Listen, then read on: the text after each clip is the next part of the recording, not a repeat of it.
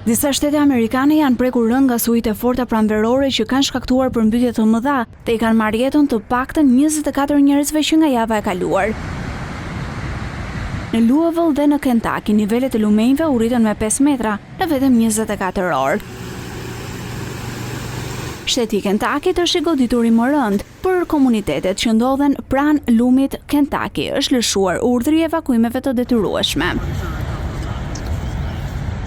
Departamenti lokal i zjarfikësve bëri me dije se shpëtoi më shumë se 40 njerëz nga përmbytjet gjatë fundjavës. Përmbytjet ende përbëjnë një kërcënim të madh për shtete si Arkansas, Mississippi, Tennessee dhe Ohio. Videot nga Cincinnati, Dayton dhe Franklin në Ohio zbulojnë shkallën e dëmeve materiale për të cilën qeveria e këtij shteti kishte parajmëruar banorët.